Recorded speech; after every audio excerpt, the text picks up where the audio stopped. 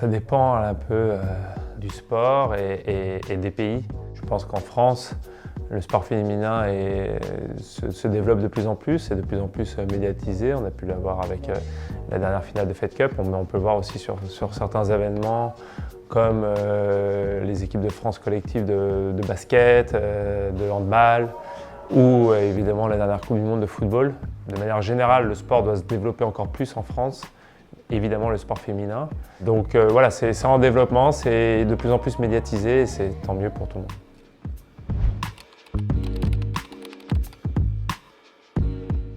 Le tennis féminin se porte bien parce qu'il y a eu cette victoire en Fed Cup. Après, on manque de volume, on manque de plusieurs joueuses qui alimentent le très très haut niveau.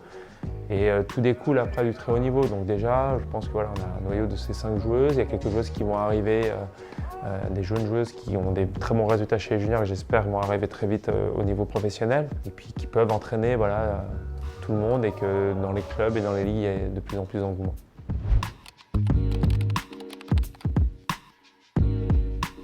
Des différences fondamentales, je dirais pas ça. Il y a des ajustements, des différences. Après, je sais que chez les filles, il y a un équilibre qui est un petit peu plus précaire et qui est plus dur à maintenir.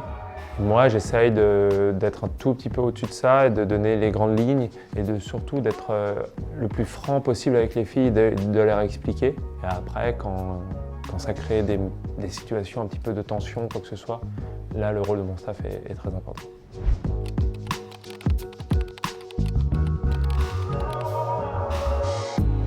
Je pense qu'il faut essayer d'inculquer assez rapidement les exigences du haut niveau. Faire prendre conscience que d'aspirer à être joueur de tennis professionnel, que ce soit homme ou femme, c'est quelque chose de très difficile. L'équilibre entre la vie professionnelle, la vie sociale, la vie familiale est aussi compliqué. Il y a beaucoup de paramètres à prendre en compte et que aussi, si on n'est pas complètement investi à 100-120% dans tout ça, là, on se rajoute encore des obstacles qui peuvent être rédhibitoires. Donc voilà, c'est magnifique parce que ça nous permet de vivre des émotions exceptionnelles. Les filles peuvent en témoigner. Donc il faut identifier, de savoir vraiment ce qu'on veut et être en accord pour tout mettre en relation pour arriver à atteindre ses objectifs.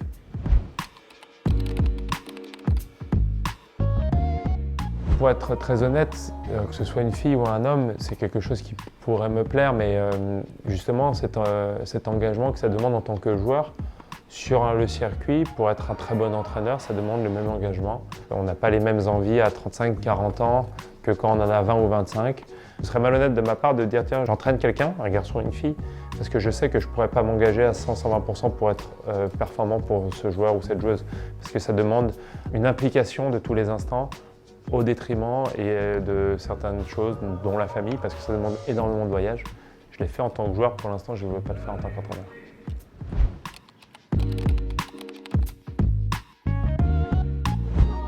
C'est de croire en elle, de croire, voilà, si elle a ce désir en elle et ce rêve au fond d'elle, qu'elle y aille à fond, qu'elle soit bien entourée, bien accompagnée par ses parents, mais surtout qu'elle fasse confiance aussi aux gens qui vont l'accompagner, aux entraîneurs, qui vont être là pour l'aider, qu'elle soit consciente aussi du chemin à parcourir, tous les efforts que ça va demander, parce que c'est difficile, mais que ouais, ça en vaut la peine.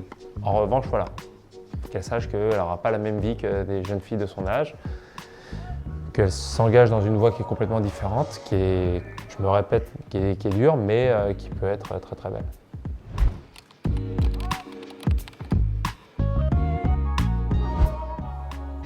C'est de trouver un club dans lequel elle se sent bien. Le rôle du club est hyper important. Pouvoir proposer beaucoup de choses. C'est là où le rôle du club est très important pour donner envie à cette personne de venir au club, de passer du temps au club et de rester. Et ça, c'est tout un programme.